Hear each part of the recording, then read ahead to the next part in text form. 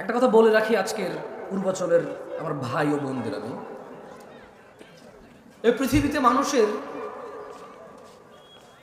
আল্লাহ যত সুন্দর তাকে রূপবতী করেন না কেন, যত সুন্দর আল্লাহ রূপবান করেন না কেন, উচ্চতায় 5 ফিট 7 ইঞ্চি, সুঠাম দেহ, পেট বাহিরে নাই, কি সুন্দর চিকচিকে ফর্সা একটা যুবক অথবা যুবতী, পকেটে যদি টাকা না থাকে সে মনে করে রব তাকে কিছুই দেয় না। সে তার ওই 2 হাত 2 পা, নাক, চোখ, মুখ, সুন্দর অবয়ব, একটা সমৃদ্ধ পরিবারে জন্মগ্রহণ, একটা সম্মানী সম্ভ্রান্ত পরিবারে জন্মগ্রহণকে সে তুচ্ছ মনে করে, কারণ তার পকেট খালি।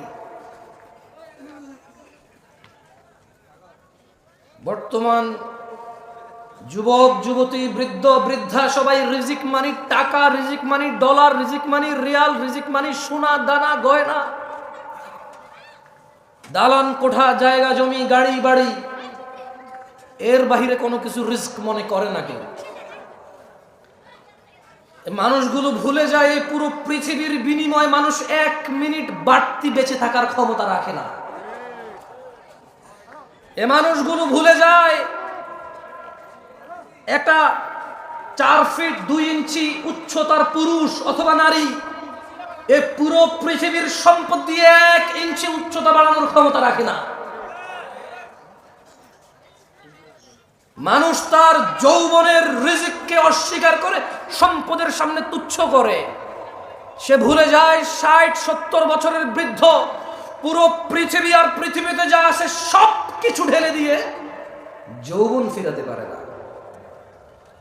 যুবক তার যৌবন নিয়ে সন্তুষ্ট না, বৃদ্ধ তার এই যে 30-40-50 পর্যন্ত অন্যায় অপরাধ করেছে, এখন একটু নামাজ রোজা হজ যাকাত ভালো মন্দ কথাবার্তা নেক আমাল করে, সে যে 70 বছর বেঁচে আছে এটা যে তার জন্য বড় নিয়ামত, সেটাকে তুচ্ছ মনে করে। বাংলাদেশিদের কাছে টাকার উপরে কোনো রিজিক না, যে কোনো মূল্যে উপার্জন করতে হবে। আজকে আলোচনার বিষয় রিস্ক। যদিও আমার ইসলামের সবগুলো বিষয়ের প্রতি, ইসলামের মোটামুটি অনেক বিষয় আমার জানাই নাই, যেগুলো জানি খুবই সামান্য জানি। এর মধ্যে ওমা তৌফিক ইল্লা বিল্লাহ, আল্লাহ যতটুকু সামর্থ্য দেয় নিজের মতো করে কোরআন ও সুন্নাহ আপনাদের সামনে তুলে ধরার চেষ্টা করব রিজিক নিয়ে। আল্লাহ সুবহানাহু ওয়া তাআলা বলেন কোরআনুল কারীমে, আউযু বিল্লাহি মিনাশ শাইতানির রাজীম, ওয়া মা খালাকতুল জিন্না ওয়াল ইনসা ইল্লা লিয়াবুদুন, আর আমি সৃষ্টি করেছি জিন এবং মানুষ এজন্যই যে যাতে তারা কেবল আমি আল্লাহর ইবাদত করে। মা উরিদু মিনহুম মির রিজক ওয়া মা উরিদু আন ইউতঈমুন, আমি আল্লাহ এদেরকে সৃষ্টি করেছি শুধু ইবাদত করার জন্য, মানুষ আর জিনকে। মা উরিদু মিনহুম মিন রিজক, আমি আল্লাহর এদের কারো কাছে রিজিক চাই না। ওয়া মা উরিদু আন ইউতঈমুন, আমি এটাও চাই না যে মানুষ আর জিন মিলে কিছু করে আমাকে খাওয়াবে। ওয়া মা খালাকতুল জিন্না ওয়াল ইনসা ইল্লা লিয়াবুদুন, আমি মানুষ আর জিনকে সৃষ্টি করেছি ইবাদতের জন্য, কেউ আমাকে রিজিক দেবে অথবা আমাকে খাওয়াবে। আচ্ছা একটা কথা বুঝুন তো, এখানে আল্লাহ প্রথমে রিজিক বললো পরে খাওয়াম বললো, তার মানে ইসলামে খাওয়া দাওয়াকে রিজিক বলে না, তাআম বলে। কি বলে? আরবিতে খাওয়া দাওয়াকে তাআম বলে। কি বলে? বাট রিজকের অংশ। কিসের অংশ? জামা কাপড়কে লিবাস বলে। কি বলে? রিজকের অংশ, কিন্তু রিজিক বলে না। মানে এটাই শুধু রিজিক, জামা কাপড় অন্ন বস্ত্র এরকম করে স্পেসিফিক করে না। লিবাস কিন্তু রিজক, তাআম কিন্তু রিজক, আল মাল কিন্তু রিজক, সুস্থতা রিজক, সম্মান রিজক, ইলম রিজক, বাচ্চা কাচ্চা রিজক। সো আমরা বাংলাদেশিরা কনফিউজড, আমরা দ্বিধাদ্বন্দ্বের মধ্যে ভুগতেছি যে সম্পদ নাই মানে কিচ্ছু নাই, সম্পদ না মানে রিজিক নাই। আল্লাহ বলছেন ইন্নাল্লাহা হুয়ার রাজ্জাকু যুল কুওয়াতিল মাতিন, নিশ্চয়ই তিনিই তো রিজিক দাতা, প্রবল শক্তিধর পরাক্রমশালী। তাহলে আল্লাহ মানুষ আর জিনকে কেন সৃষ্টি করেছে? আল্লাহ কি মানুষ থেকে মানে তাআম, খাদ্য এবং রিজিক চায়? কি জন্য সৃষ্টি করেছে আল্লাহ? তিনি চায় আমরা কি করি? খাদ্য আর রিজিক তো উনি চায় না। এরপরে বলছে ইন্নাল্লাহা রাজ্জাকুযুল কুওয়াতিল মাতিন, নিশ্চয়ই আল্লাহ তিনি তো রিজিক দাতা এবং প্রবল শক্তিধর মহাপরাক্রমশালী। দিনী ভাইরা, আপনি যতই চুরি, দাড়ি, ডাকাতি, মারামারি, রাহাজানি, হত্যা, খুন, গুম, দুর্নীতি, সুদ, ঘুষ, আপনি পৃথিবীর যত অন্যায় অবলম্বন করেন না কেন, রিজক নির্ধারিত। আপনি আপনার নিজের রিজিক নিজে চুরি করেন, ডাকাতি করেন, ঘুষ খান, সুদ খান, অন্য কারো খাইতে পারেন না, এগুলো নির্ধারিত আল্লাহর পক্ষ থেকে। আল্লাহ সুবহানাহু ওয়া তাআলা বলেন ইন্না কুল্লা শাইইন খালাকনাহু বিকদর, নিশ্চয়ই আমরা প্রত্যেক কিছু সৃষ্টি করেছি নির্ধারিত পরিমাপে। তিনি সুবহানাহু ওয়া তাআলা প্রত্যেকটা জিনিস, শুধু মানুষ নয়, যত কিছু তিনি সৃষ্টি করেছেন সব কিছু তিনি কি করেছেন? তিনি সুবহানাহু ওয়া তাআলা এটাকে পরিমাপে সৃষ্টি করেছেন, নির্ধারিত করেছেন সবার জন্য কে কি পাবে, কতটুকু পাবে, কখন পাবে, কোথায় পাবে, ইভেন কে কোথায় জন্ম নেবে, কে কোথায় মরবে, প্রত্যেক জিনিস নির্ধারিত। ভাইরা আমার, দিনী ভাইরা, আপনি যে চুরি, ডাকাতি, ঘুষ, সুদ, অন্যায়, অবিচার, অত্যাচার করে শুধু ধনাঢ্য হতে চান, আপনাকে একটা কথা বলে রাখি, মায়ের পেটে থাকা অবস্থায় রিজিক লিপিবদ্ধ হয়ে যায়। চুরি ডাকাতি করে বাড়ানো যায় না, হালাল পথে থাকলে কারো কমে যায় না, মায়ের পেটে থাকা অবস্থায় রিজিক লিপিবদ্ধ হয়ে যায়। ভাইরা আমার, আল্লাহ নবী সাল্লাল্লাহু আলাইহি ওয়াসাল্লাম বলেন ইয়াবআতুল্লাহু মালাকান ফায়ু'মারু বিআরবা'a, আল্লাহ একজন ফেরেশতাকে প্রেরণ করেন, তাকে চারটি ব্যাপারে লিপিবদ্ধ করার জন্য নির্দেশ প্রদান করেন। আল্লাহ সুবহানাহু ওয়া তাআলা বাচ্চা যখন মায়ের পেটে থাকে, একজন ফেরেশতাকে কি করেন? তিনি প্রেরণ করেন। ফেরেশতা চারটি বিষয় নির্ধারণ করে। কয়টি বিষয়? চারটি বিষয়।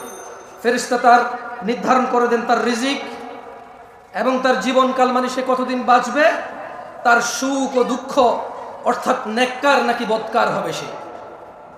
কয়টি জিনিস লিপিবদ্ধ করে মায়ের পেটে? কয়টি? প্রথমে, মাইকে সাউন্ড বেশি, আপনারা কি বোঝেন না? কথা কি পরিষ্কার বোঝা যায়?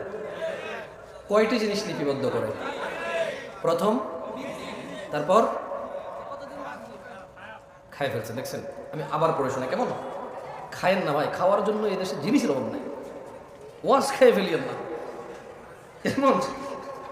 খাওয়ার জন্য জিনিসের অভাব নাই, কনসেন্ট্রেশন করার চেষ্টা। দেখেন, you are few of people, আমি বলবো না যারা চলে গেছে তারা খারাপ, কারণ কারো কালকে ডিউটি আছে, কারো কালকে কোথাও অ্যাপয়েন্টমেন্ট আছে, কারো শারীরিক দুর্বলতা আছে, কারো মানসিক দুর্বলতা আছে, কারো অপারগতা আছে, কেউ শীতের জামা কাপড় নিয়ে আসে নাই, কেউ দূর দূরান্ত থেকে আসছে না।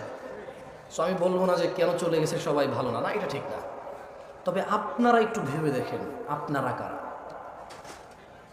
আপনারা হচ্ছেন তারা যারা আজকের এই প্রোগ্রামকে শেষ করে যাবেন চিন্তা করেছিলেন, যারা আজকে এই প্রোগ্রামের পরিপূর্ণ কল্যাণের অপেক্ষা করছেন, আশা করছেন, আকাঙ্ক্ষা করছেন। এই রাত 11:30টায় যদি আপনি কোথাও বসে থাকেন দিন শেখার জন্য, এরপরে যদি মনোযোগ না দেন, আপনার চাইতে বোকা মানুষ, লসকারী, ক্ষতিগ্রস্ত আমি তো আর কাউকে দেখি না। আমার বলার ধরনে ভুল থাকতে পারে, আমার বলার ধরন এত আকর্ষিত নাও হতে পারে, অ্যাট্রাকটিভ নাও হতে পারে, তবে দেখেন, আমি কোরআন সুন্নাহ থেকে কথা বলবো, সুন্দর করে গুছায়। আপনার মন মতো না হলো দেখেন আপনি শিখতে পারেন কিনা। রাসূলুল্লাহ সাল্লাল্লাহু আলাইহি সাল্লাম বলেন, আল্লাহ সুবহানাহু ওয়া তাআলা একজন ফেরেশতাকে প্রেরণ করেন, তাকে চারটি, তোমাদের এই কি ডাল চাল নিয়ে খেলাধুলা হচ্ছে জায়গায়, কারা এরা? ডেকোরেটর তো খাবার ওখানে হাঙ্গামা করছে, ক্ষুধার্ত লোকগুলোকে তোমরা বসায় রাখছো, তাহলে খাইতে দাও, চুপচাপ করো, ওদেরকে খাইতে দিয়া, খাওয়ার জন্য যদি করো মুখে দিয়ে দাও না ভাত, তোমরা সব হেল্প করো, দুইজনে দুই হাতে নিয়ে মুখে দিয়ে দাও, ও চুপ করো, ও খাবে তো খাক না।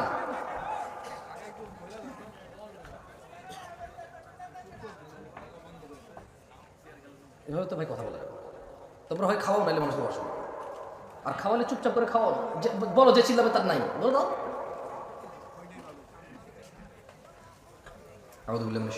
রাসূলুল্লাহ সাল্লাল্লাহু আলাইহি ওয়াসাল্লাম বলেন, আল্লাহ সুবহানাহু ওয়া তাআলা একজন মালায়েকাকে প্রেরণ করেন চারটি বিষয়। কয়টি বিষয়?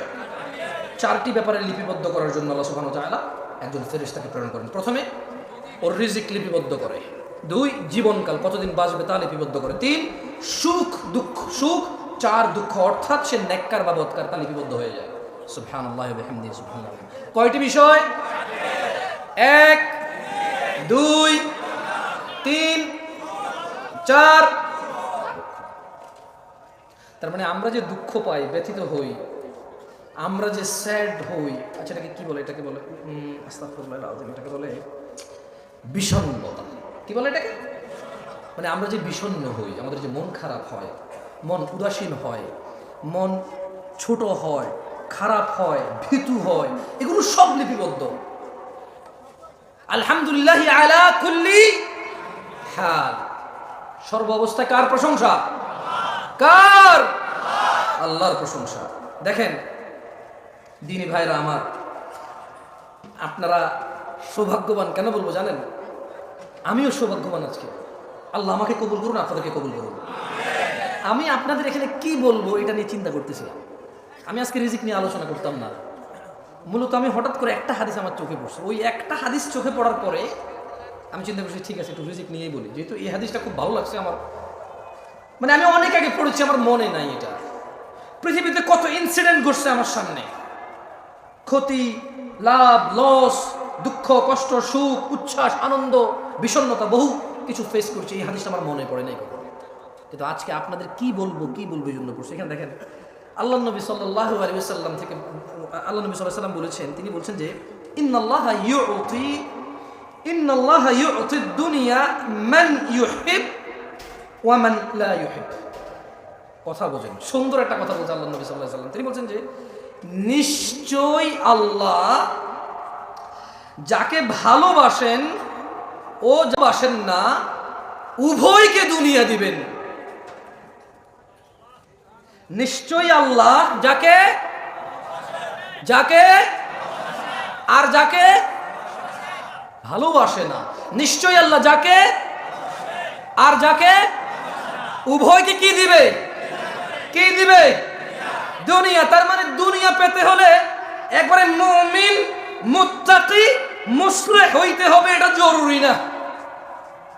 গাড়ি বাড়ির মালিক হওয়ার জন্য ইট ইজ নট নেসেসারি যে আপনি মুমিন, মুত্তাকি, মুসলিহ হইতে হবে।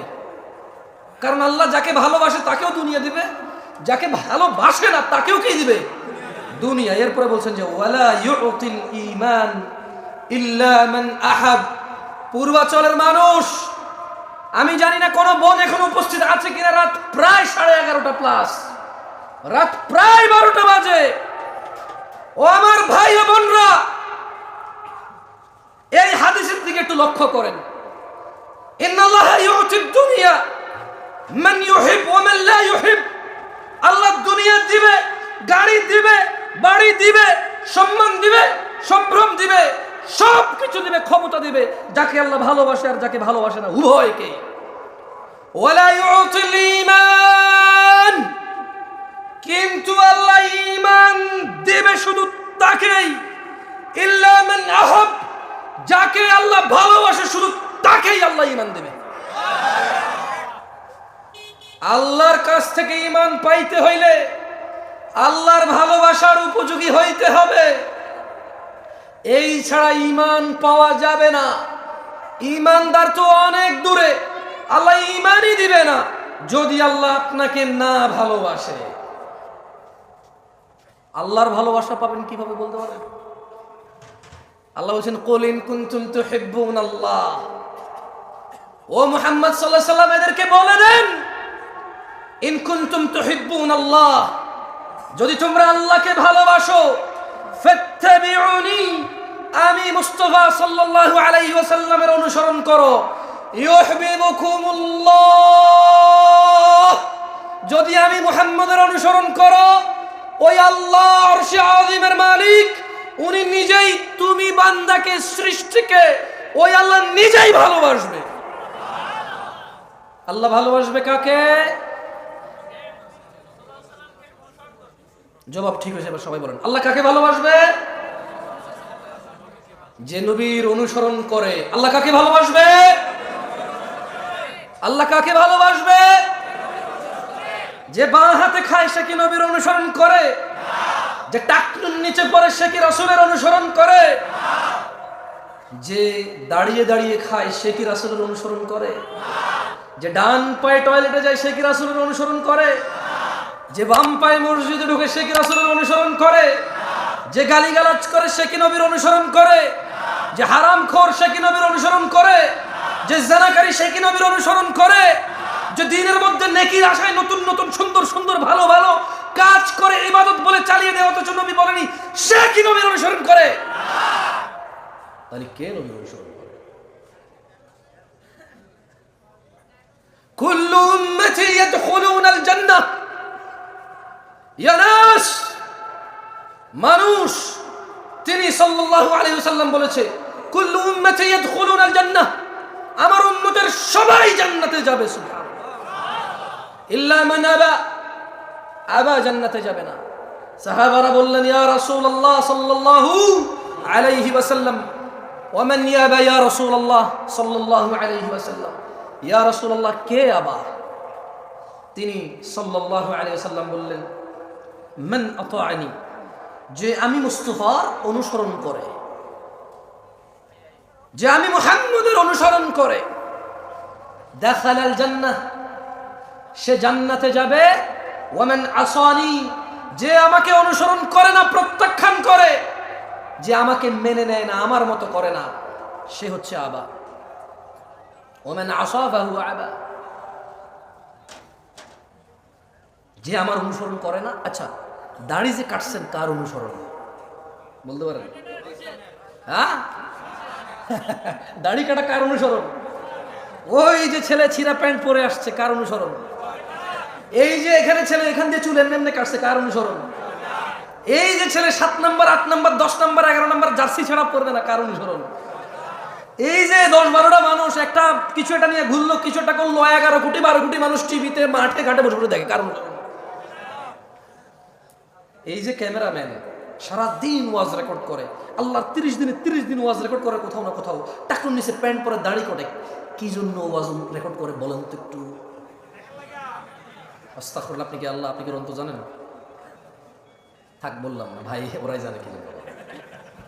কারণ ওরা যা ওয়াজ শুনে পরে বলবে যে আপনি কিভাবে জানেন আমি মুনাফিক? আপনি নিজেই মুনাফিক, আমাকে মুনাফিক তোলা কেন? কারণ ও বলবে দরকার কিন্তু কিছু বলবে, ভাই ডোন্ট টেক এনি রিস্ক, ওকে? আর আসলে কাউকে তো মানে ছেলেগুলো সামনে আসে, ওদের কিভাবে তো লজ্জা দেওয়া উচিত না। মানে হ্যাঁ, তোমার কি উচিত হয়েছে এখন আমার সাথে কানেক্ট হওয়া? বলো, আমি তো মাহফিল করতেছি ওদের সাথে, তোমার সাথে আমি ম্যান টু ম্যান কানেক্ট হলে আমার বিষয়ের কী হবে বলো? তোমার তো উচিত হয় না ভাইয়ের সাথে এখন কানেক্ট হওয়া ম্যান টু ম্যান। তুমি মাহফিল শেষে বলো কোনো আপত্তি থাকলে, এটা ঠিক না, বক্তব্য বিগড়ে যায়। এই যে ছেলেগুলো লাইভ করে, রেকর্ড করে, এডিট করে, থাম্বনেইল দেয়, এরপর এটা ছাড়ে, এই দেখুন জামশেদ মজুমদার কাঁদিয়ে দিলেন সবাইকে, হুদা এরকম চোখের পানি এরকম লাগাই দেয় ছবি। আমি এরপরে ওয়েট এরপর আমি নিজের ওয়াজে নিজে ক্লিক করেছি, আমি তো কান্দি নেই, কেউ কান্দে নাই। এরপরে লিখলো যে এরকম বক্তব্য জীবনেও শোনেন নাই, আমি ক্লিক করলাম, আমি কইটা তো আমি কইছি ঠিক আছে, আমি জীবনে বহুতবার শুনছি এই বিষয়ে আলোচনা, কে কইছি শুনিনি এরকম বক্তব্য। যদি খালি আমি এখানে বলি যে আমি এই সিজনের জন্য এটা শেষ ওয়াজ, হয়তো এটা টাইটেল দেবে কি, জামশেদ মজুমদার তার শেষ মুহূর্তে কি বললেন, মনে হয় আমি মারা গেছি পরে। জাস্ট হ্যাভ এ ক্লিক, ওকে? একটা ক্লিক পাওয়ার জন্য, নাথিং এলস, কিছু না। সো আয়োজন করে মাহফিলের, রেকর্ড করে মাহফিলের, লেকচার করে মাহফিলে, শ্রোতা শুনে মাহফিল, দিন শেষে কারোই কোনো পরিবর্তন নেই।